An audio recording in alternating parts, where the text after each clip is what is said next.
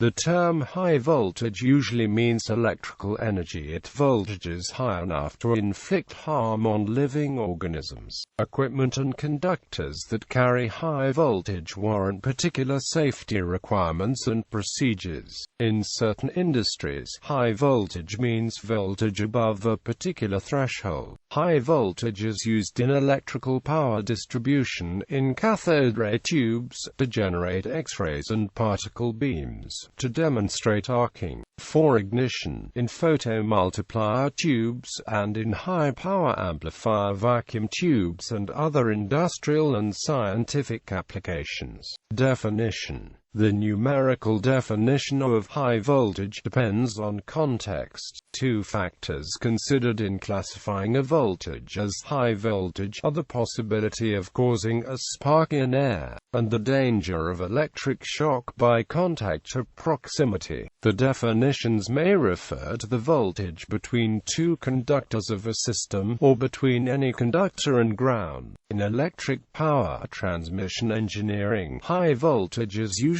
considered any voltage over approximately 35,000 volts. This is a classification based on the design of apparatus and insulation. The International Electrotechnical Commission and its national counterparts define high voltage as above 1,000 volts for alternating current, and at least 1,500 volts for direct current, and distinguish it from low voltage and extra low voltage circuits. This is in the context of building wiring and the safety of electrical apparatus. In the United States, 2011 National Electrical Code is the standard regulating most electrical installations. There are no definitions relating to high voltage. The NEC registered sign covers voltages 600 volts and less, and that over 600 volts. The National Electrical Manufacturers Association defines high voltage as over 100 kV to 230 kV. British Standard BS 7671 to 2008 defines high voltage as any voltage difference between conductors that is higher than 1000 volts AC or 1500 volts ripple-free DC, or any voltage difference between a conductor and earth that is higher than 600 volts AC or 900 volts ripple-free DC. Electricians may only be licensed for particular voltage classes in some jurisdictions. For example, an electrical license for a specialized subtrade such as installation of HVAC systems, fire alarm systems, closed-circuit television systems may be authorized to install systems energized up to only 30 volts between conductors, and may not be permitted to work on mains voltage circuits. The general public may consider household mains circuits, which carry the highest voltages they normally encounter, to be high voltage. Voltages over approximately 50 volts can usually cause dangerous amounts of current to flow through a human being who touches 2 points of a circuit, so safety standards, in general, are more restrictive around such circuits. The definition of extra high voltage again depends on context. In electric power transmission engineering, EHV equipment carries more than 345,000 volts between conductors. In electronics systems, a power supply that provides greater than 275,000 volts is called an EHV power supply, and is often used in experiments in physics. The accelerating voltage for a television cathode ray tube may be described as extra high voltage or extra high tension, compared to other voltage supplies within the equipment. This type of supply ranges from NGT 5 kV to about 50 kV. In automotive engineering, high voltage is defined as voltage in range 30-1000 VAC or 60-1500 VDC. In digital electronics, a high voltage usually refers to that representing a logic 1 in positive logic and a logic 0 in negative logic. It is not used to indicate a hazardous voltage, and levels between ICs to TTL, CMOS standards and the modern derivatives are well below hazardous levels. The highest in mainstream use were 15 volts for original CMOS and 5 volts for TTL, but modern devices use 3.3 volts with 1.8 volts or lower used in many applications. Safety. Voltages greater than 50 volts applied across dry, unbroken human skin can cause heart fibrillation if they produce electric currents in body tissues that happen to pass through the chest area. The voltage at which there is the danger of electrocution depends on the electrical conductivity of dry human skin. Living human tissue can be protected from damage by the insulating characteristics of dry skin up to around 50 volts. If the same skin becomes wet, if there are wounds, or if the voltage is applied to electrodes that penetrate the skin, then even voltage sources below 40 volts can be lethal. Accidental contact with high voltage supplying sufficient energy may result in severe injury or death. This can occur as a person's body provides a path for current flow, causing tissue damage and heart failure. Other injuries can include burns from the arc generated by the accidental contact. These burns can be especially dangerous if the victim's airways are affected. Injuries may also be suffered as a result of the physical forces experienced by people who fall from a great height or are thrown a considerable distance. Low energy exposure to high voltage may be harmless, such as the spark produced in a dry climate when touching a doorknob after walking across a carpeted floor. The voltage can be in the 1000-volt range, but the current is low. Safety equipment used by electrical workers includes insulated rubber gloves and mats. These protect the user from electric shock. Safety equipment is tested regularly to ensure it is still protecting the user. Test regulations vary according to country. Testing companies can test at up 300,000 volts and offer services from glove testing to elevated working platform truck testing. Sparks in air. The dielectric breakdown strength of dry air at standard temperature and pressure between spherical electrodes is approximately 33 kV per centimeter. This is only as a rough guide, since the actual breakdown voltage is highly dependent upon the electrode shape and size. Strong electric fields often produce violet-colored corona discharges in air, as well as visible sparks. Voltages below about 500 to 700 volts cannot produce easily visible sparks or glows in air at atmospheric pressure, so by this rule these voltages are low. However, under conditions of low atmospheric pressure, or in an environment of noble gas such as argon or neon, sparks appear at much lower voltages.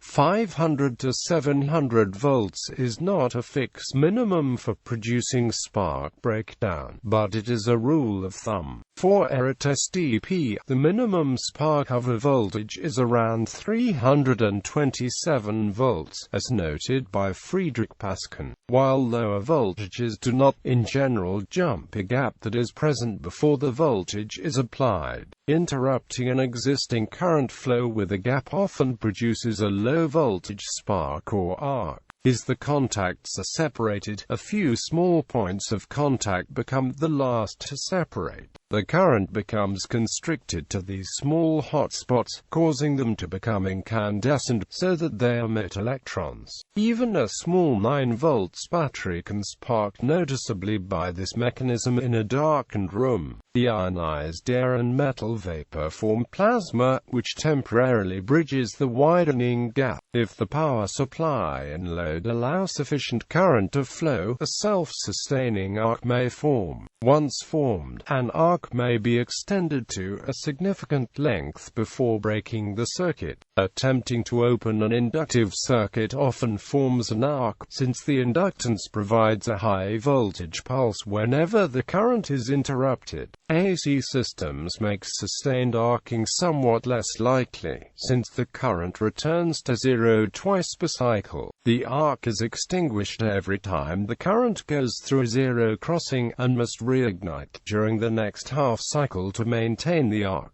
Unlike an ohmic conductor, the resistance of an arc decreases as the current increases. This makes unintentional arcs in an electrical apparatus dangerous, since even a small arc can grow large enough to damage equipment and start fires. If sufficient current is available, intentionally produced arcs, such as used in lighting or welding, require some element in the circuit to stabilize the arc's current voltage characteristics. Electrostatic devices, natural static electricity, and similar phenomena. A high voltage is not necessarily dangerous if it cannot deliver substantial current. The common static electric spark seen under low humidity conditions always involve voltage well above 700 V. For example, sparks to car doors in winter can involve voltages as high as 20,000 V. Also, physics demonstration devices such as Van de Graaff generators and Wimshurst machines can produce voltages approaching 1 million volts. Yet at worst they deliver a brief sting.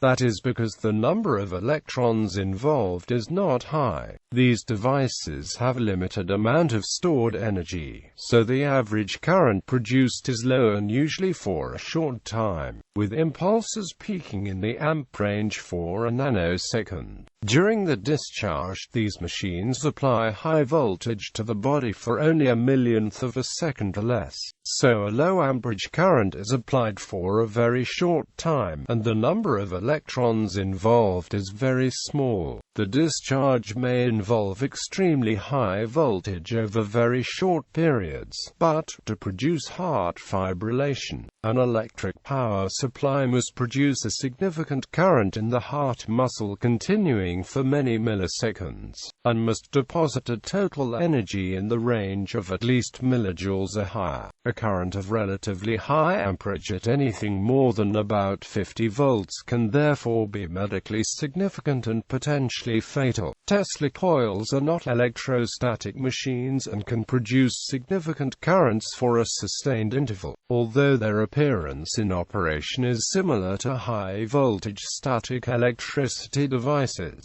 The current supplied to a human body will be relatively constant as long as contact is maintained, and the voltage will be much higher than the breakdown voltage of human skin. Used correctly, the output of a Tesla coil of proper design can have useful therapeutic effects. Used incorrectly, the output can be dangerous or even fatal. Power lines. Electrical transmission and distribution lines for electric power always use voltages significantly higher than 50 volts, so contact with a close approach to the line conductors presents a danger of electrocution. Contact with overhead wires is a frequent cause of injury or death. Metal ladders, farm equipment, boat masts, construction machinery, aerial antennas, and similar objects are frequently involved in fatal contact with overhead wires. Digging into a buried cable can also be dangerous to workers at an excavation site. Digging equipment that contacts a buried cable may energize piping at the ground in the area, resulting in electrocution of nearby workers. A fault in a high-voltage transmission line or substation may result in high currents flowing along the surface of the Earth, producing an earth potential rise that also presents a danger of electric shock.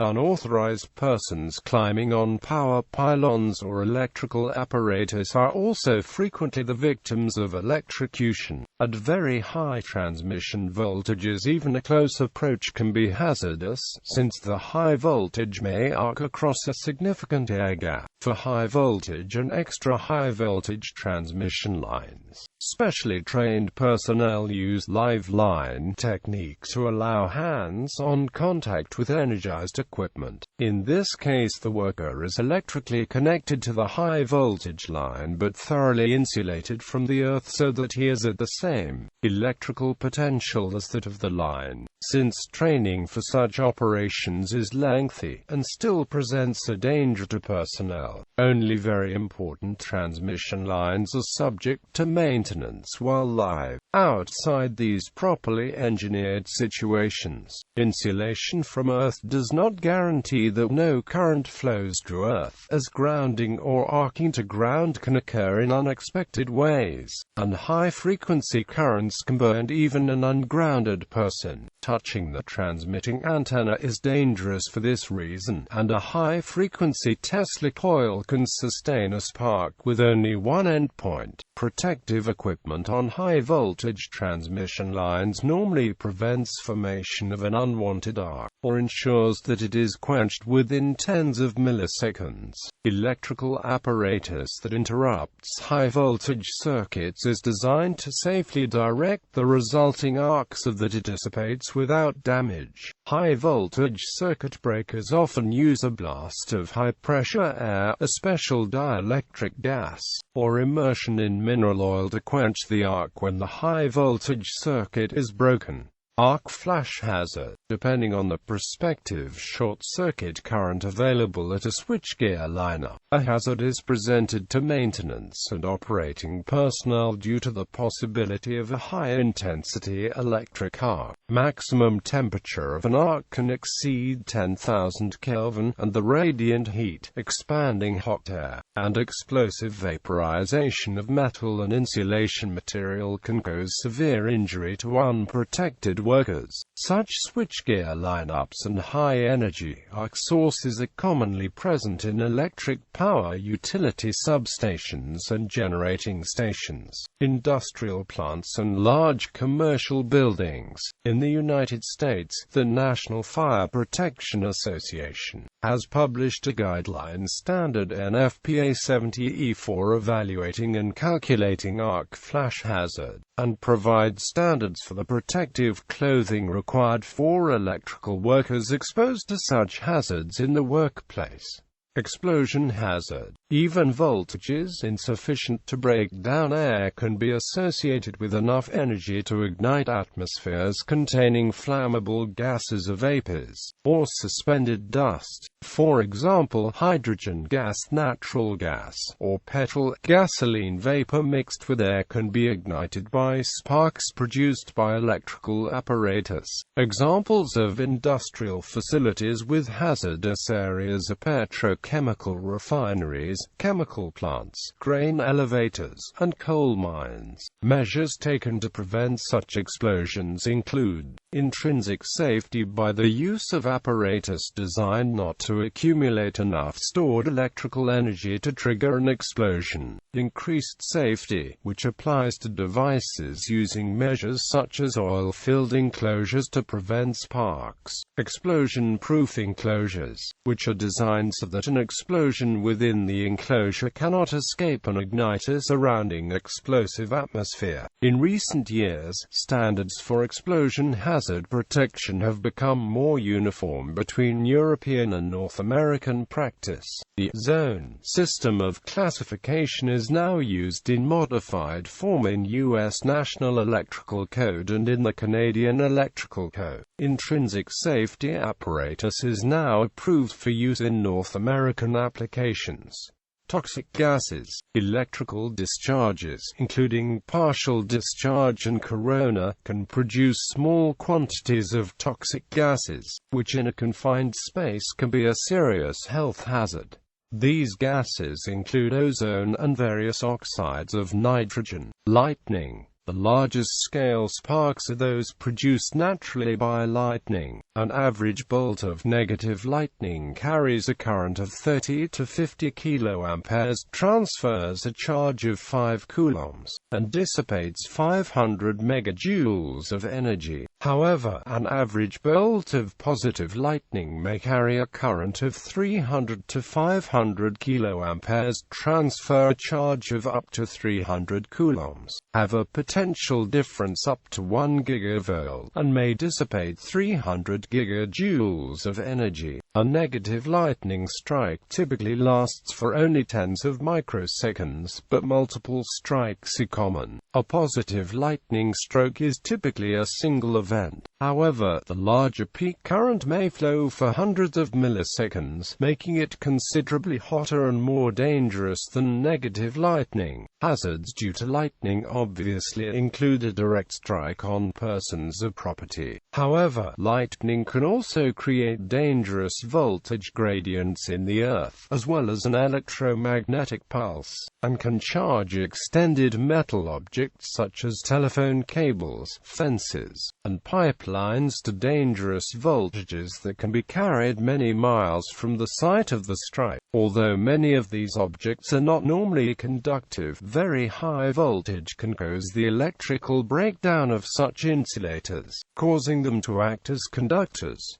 These transferred potentials are dangerous to people, livestock, and electronic apparatus. Lightning strikes also start fires and explosions, which result in fatalities, injuries, and property damage. For example, each year in North America, thousands of forest fires are started by lightning strikes. Measures to control lightning can mitigate the hazard. These include lightning rods, shielding wires, and bonding of electrical and structural parts of buildings to form a continuous enclosure. High-voltage lightning discharges in the atmosphere of Jupiter are thought to be the source of the planet's powerful radio frequency emissions.